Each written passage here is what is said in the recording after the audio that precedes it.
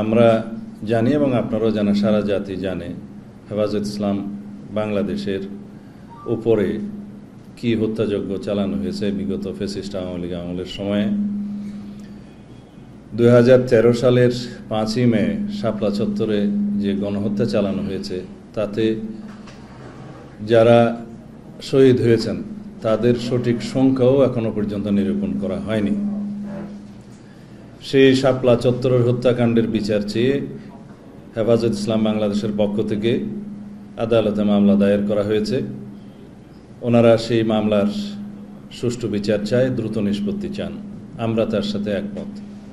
2021 সালে বাংলাদেশে একইভাবে আলেম সমাজের উপরে হত্যাযজ্ঞ চালানো হয়েছে, তাতে 24 জন আলেম এবং শিক্ষার্থী, মাদ্রাসা শিক্ষার্থী শহীদ হয়েছিলেন চট্টগ্রামে এবং ব্রাহ্মণবাড়িয়ায়।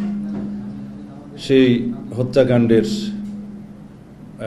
মামলা দায়ের করা হয়েছে হেফাজত ইসলাম বাংলাদেশের পক্ষ থেকে। তারা সেই হত্যাকাণ্ডের সুষ্ঠু বিচার এবং দ্রুত নিষ্পত্তি চায়।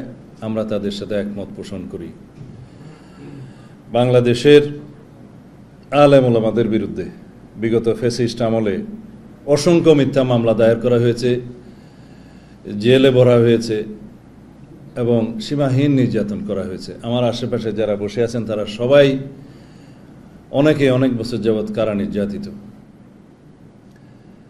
আমরা তাদের বিরুদ্ধে দায়েরকৃত সকল মিথ্যা মামলা প্রত্যাহার চাই, এটা তাদের দাবি। আমরা একমত। আমরা সরকারের কাছে আহ্বান জানাবো দ্রুততম সময়ের মধ্যে তাদের বিরুদ্ধে দায়েরকৃত সকল মিথ্যা মামলা প্রত্যাহার করতে হবে। আওয়ামী লীগকে রাজনৈতিক দল হিসাবে বিচারের আওতায় নিয়ে আসার জন্য ওনাদের দাবি আছে, যেই দাবি আমরা প্রকাশ্যে করেছি, লিখিতভাবে করেছি, সরকারকে জানিয়েছি, জনগণের সামনে আমরা প্রস্তাব আকারে তুলে ধরেছি। তারা সেই দাবি আমাদের কাছে পুনরায় উত্থাপন করেছেন। আমরা চাই আওয়ামী লীগকে গণহত্যার দায়ে, মানবতা বিরোধী অপরাধের দায়ে বিচারের আওতায় আনা হোক। সেই জন্য প্রয়োজনে সংবিধানের 47 অনুচ্ছেদ অনুযায়ী আইন করা যায়, আইন সংশোধন করা যায়। বিচারিক প্রক্রিয়ার মধ্য দিয়ে যদি আওয়ামী লীগের রাজনৈতিক ভাগ্য নির্ধারিত হয়, সেটাই দেশের জনগণ মেনে নেবে।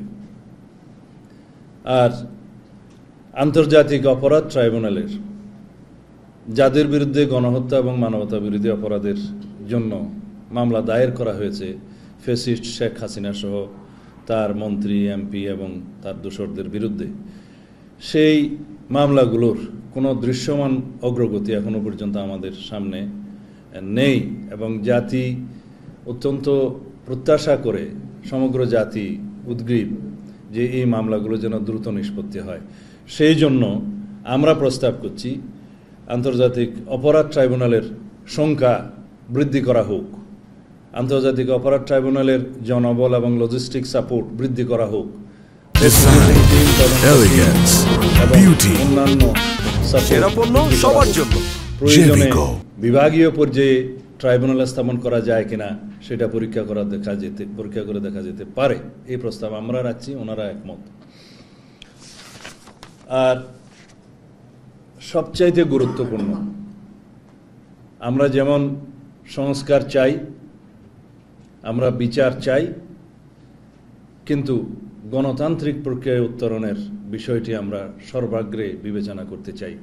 ডিসেম্বরের মধ্যে জাতীয় সংসদ নির্বাচনের জন্য মাননীয় প্রধান উপদেষ্টা আমাদেরকে আশ্বস্ত করেছিলেন, জাতির সামনে অনেকবার বলেছেন।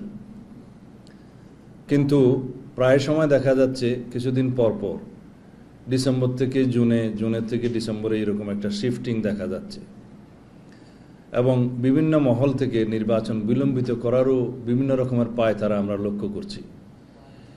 আমাদের জোরালো দাবি, মাননীয় প্রধান উপদেষ্টা অতি অবশ্যই খুব দ্রুত নির্বাচনের রোডম্যাপ দিবেন, যাতে ডিসেম্বরের মধ্যে জাতীয় সংসদ নির্বাচন অনুষ্ঠান করা যায়।